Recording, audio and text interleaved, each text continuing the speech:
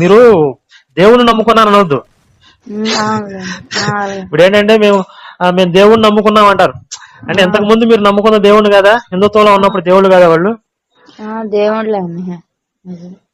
దేవుడు అనే అర్థం అంటేనే యేసు అనే రకంగా కొంతమంది అట్లా మాట్లాడుతూ ఉంటారులే, అది సహజంగా వచ్చేసింది. కానీ అది కరెక్ట్ కాదు. అసలు మీరు బైబిల్ నిజంగా చదివితే అందుట్లో దేవుడు క్యారెక్టర్ అనడానికి ఏ క్వాలిటీ కూడా లేదు బైబిల్ దేవుడికి. అన్ని ఇప్పుడు ఈ సైకో లక్షణాలు, శాడిస్ట్ లక్షణాలు, వాళ్ళని వీళ్ళని చంపడం, పసిపిల్లలను చంపించడం, ఆడవాళ్ళని చంపించడం,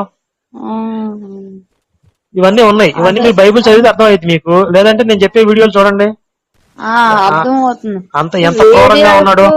చూడక ముందే అతను దేవుడో తెలియదు, ఒక ప్రియుడు లాగా ఉంటాడో తెలియదు, ఆడదానికి ఎలా ఉంటాడో అర్థం అవ్వట్లేదు మాకైతే. మేము ప్రియుడు కాదమ్మా, సైకోలా ఉంటాడు.